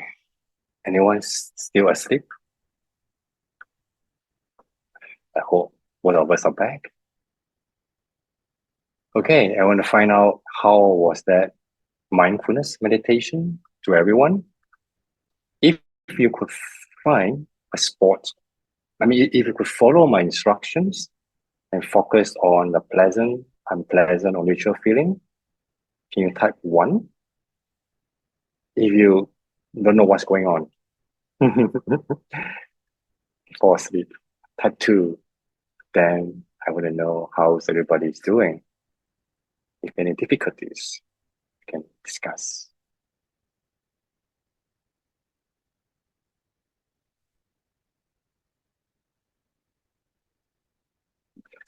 Interesting.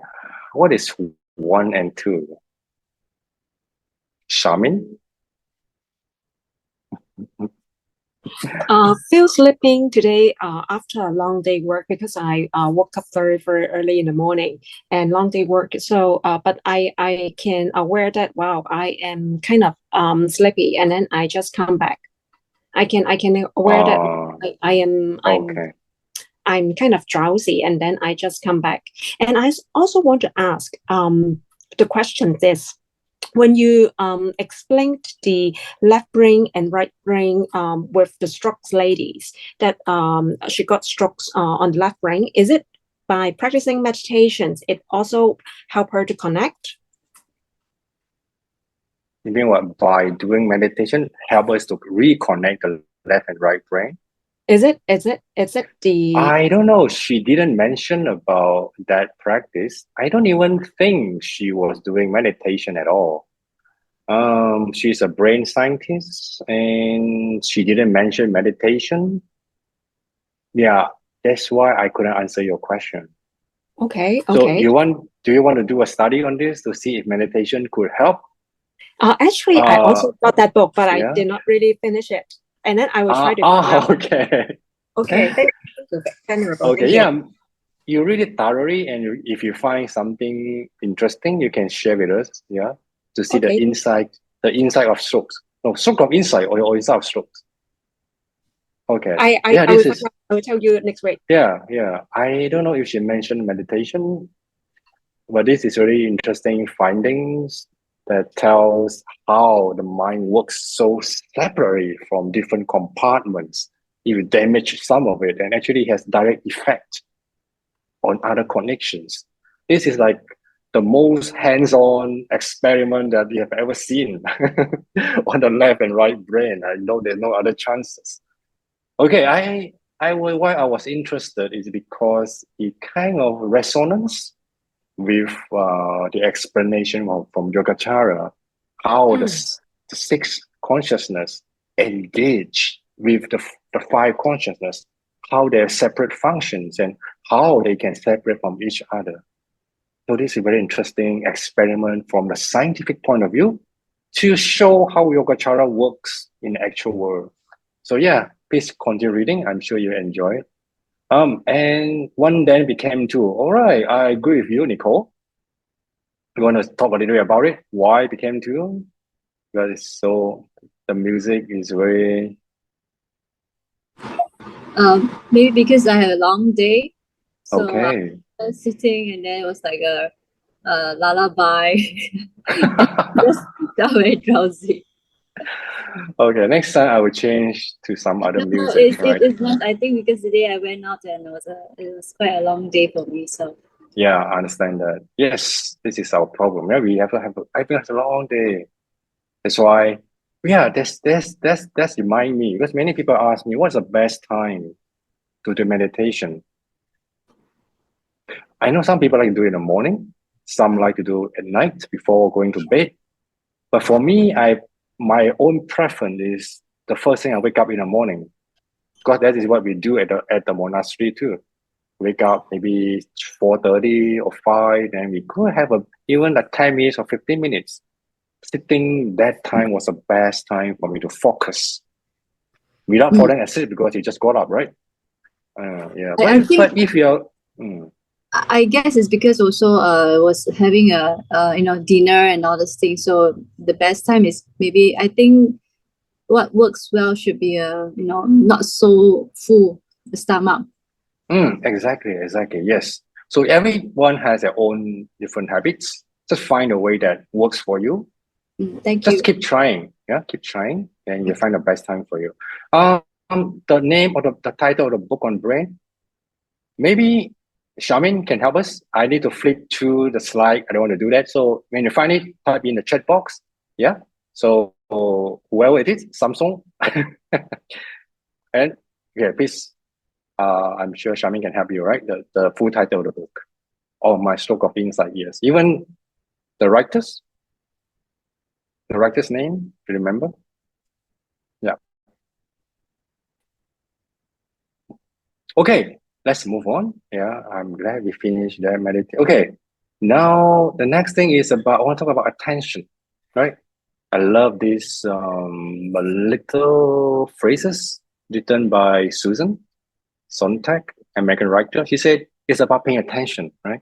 It's all about taking in as much of what's out there as you can and not letting the excuses and the dreariness of some of the obligations you soon be incurring narrow your lives. Attention is vitality. It connects you with others. It makes you eager. So stay eager. Talk about attention. So attention is what mindfulness meditation is all about. Put attention to where you want to put it, to have control of our attention. When we have control, that is mindful. Then we are becoming mindful, and that is meditation. Right? It's beautiful. It talks about, it talks about attention, but actually it's an essence of meditation. Yeah, this is the whole purpose. Pay attention to what we want to pay attention to. Of course, in Buddhist practice, you want to pay attention to what is a wholesome thing, the good things, good thoughts, things that benefit other people, right? Don't tell me that, oh, I want to pay attention to making a power plane, how to rob a bank, right? That's not a wholesome thing. You would never do it, right? That is prohibited from Buddhist point of view. So pay attention to is like doing the wholesome thing, like practicing meditation, doing the chanting of mantra. Pay attention to whatever you want to do. All right, this is something to do with exercise, right? It's very important. I think it's beautiful. By Hemingway, he say that you should be able to go into a room, and when you come out, know everything that you saw there. And not only that, if that room gave you any feeling, you should know exactly what it was that gave you the feeling. Beautiful, right?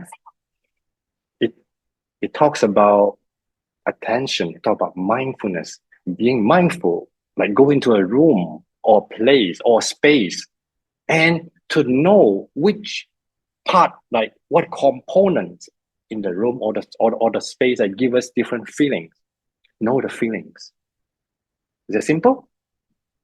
Right, this is the exercise you're going to do for this week. All right, let's show you an example. Actually, I tried this in another lecture and another training course. And this is one of the results I got from a very interesting student. Okay, what she taught was a kitchen, right? So what I gave her was name 3 feelings. Pleasant feelings, use green. Unpleasant feelings, use red. And neutral feelings, use blue, right? And tell me a reason. Okay, so she say that, oh, I look at the stove, I feel happy because why? I enjoy cooking. So she circles a green on the stove. And she the joy, neutral, yeah. She doesn't like the exhaust fan. Why? It's horrible. What did she say? Noisy when it's turned on and difficult to clean. See, look at the simple kitchen. Not the whole part is enjoyable, but split them to different components and see which part give you what feelings. This is a little game that we can play to see, to realize what we feel about a room that we are so used to, a space that we're so used to. Okay, show another example. This is looking outside at a swimming pool. So you say that, well, look at the windows. She's green, or she loves it, or feeling of joy. Why? Seeing a swimming pool is joy. And then the trees, she feels gratitude, right? You feel gratitude. Why? The presence of nature. And then the planters, pleasure, right? Because the well-managed and blossoms. And the last thing is the swimmers in red. Why? She feels envious. Right? She thinks that she'd rather be there swimming instead of sitting here doing work, watching people swimming. I mean, it can be creative. take a photo of your car, of your room, of your bedroom, of your kitchen. Even you take a world map, okay, and circle each part of the country, like Singapore, which part of Singapore you like or you don't like. Just name a few, 2 or 3 that give you like certain feelings using different colors, right? And we can share this. I don't know if you can put it like a PDF like this or just a simple file. I know most of us are in a group in the WhatsApp group, right? If you are not, I don't know what to do. Please join the WeChat group, no, the WhatsApp group. And if you want to, I mean, I'm not forcing everyone to hand in this by volunteer. If you are willing to do, I'll be very happy because I'm sure this will be very eye-opening for many of us. Like sharing your experiences of what's place that is familiar to you and talk about your feelings of pleasure, the pleasant feeling, unpleasant feeling, and neutral feelings about the specific place. Right? You can be anonymous. You don't need to give me your name. Yeah, but it's always fine. You want to give me your name. So do it before our class next week, our class on Thursday. And the deadline will be by Wednesday night. Is that okay? Yeah. If I have received some, I will keep. And then I will, depends on how many, I can like spend about 10 minutes talking about it. If no one hand in, then, well, you miss a chance. All right. So this is homework for next week. Do sitting meditation, okay? 10 minutes a day, either in the morning or at night. And take a photo of your environment and identify areas that give you the feelings of pleasant, unpleasant, and neutral. So the meditation that we're going to do is you can choose whether we're going to do the breathing meditation we did last week or the meditation on the bodily sensations, right? Remember the first step we do? Sitting correctly, posture, and then do a very quick scanning of the whole body. And then the third step is identify a spot on the body that gives you the strongest sensation and name it pleasant, pleasant, unpleasant, unpleasant. See if it changes. It's very interesting. It's very interesting. I can guarantee you. The more you focus on the spot that gives you like a specific feeling, you can see it changes. So that is how our body giving us signals all the time. It's just waiting for us to notice. So we keep them attention. And this is how we train our mind to be more mindful about our bodies. Okay? All right. Jopin, I don't know if we could stop here. I think it's right on time. We can do the merit dedication, or we want to. I think there are 2 questions on the. Okay. Okay. Maybe we can share a few minutes talking about the questions. Okay, so one question is by CGG to everyone. So he says he has 2 questions. First is, may I have an explanation of the 7th consciousness?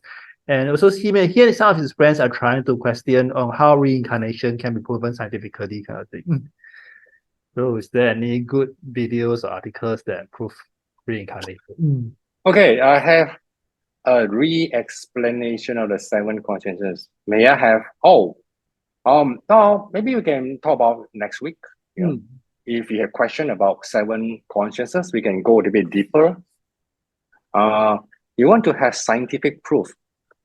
I don't know if we have any strong scientific proof at all. What we have is accounts on different traditions. We have from Tibetan tradition, we have the most, and then even Chinese tradition, we have some of them. But I don't know if anyone has succeeded in finding scientific proof on reincarnation. As far as I know, I haven't seen any. So yeah, try to search. But trust me, don't trust everything you see online. Most of them are, all right, you know what I mean? Fake. So for Buddhism, it's not very important. It's not very important to find a scientific proof for reincarnation. Reincarnation actually, we can use the reasoning, the logical reasoning to come to the conclusion of reincarnation. So yeah, I think that's all I want to touch on this topic. Anything else? Yeah, then there's a second question by Sharon Sik. Venerable, could you please direct me to resources where I can learn more about formation of actions into seeds and how to create/change seeds into wholesome ones? Oh, I thought we just talked about right just now, but maybe we didn't go deep enough. Direct me to source resources. Okay, resources. You mean like an article, books? Okay. Oh yeah, in the WhatsApp group, right? Yes. Okay, let me copy this. I will find maybe something interesting. If I find something that it can help us to go a little bit deeper into this. Sure. Okay. Then finally, I think there's a request to demonstrate standing meditation next week. What? Anything? Yes. Demonstrate standing So you meditation. demonstrate standing meditation? Oh yeah, I think I mentioned last week, right? Okay, let's put it standing meditation. Okay, I put it in my notes so that I won't forget. You see, attention is really important. Okay, I hope that's all for the question. That's awesome. Maybe yeah. Anything else? Or we should go to merit dedication. Yeah, we can go to merit dedication. Okay, right. Let's welcome our most honorable Venerable Heng Shui to sing his merit dedication. Let's join our palms together.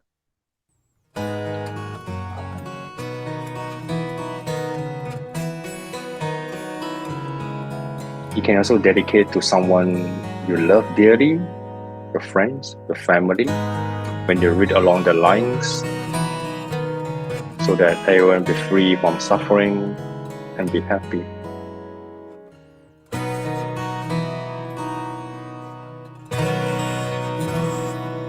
May every living be our minds as one and radiant with light. Share the fruits of peace with hearts of goodness, luminous and bright.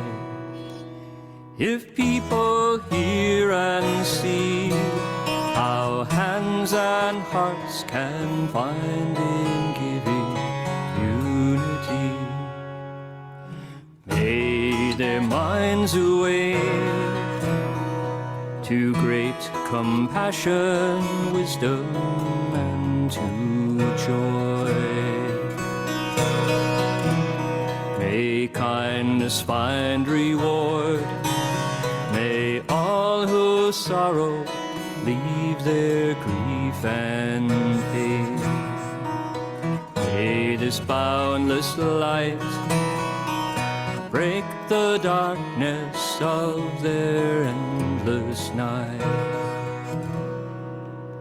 Because our hearts are one, this world of pain turns into paradise. May all become compassionate and wise. May all become compassionate and wise.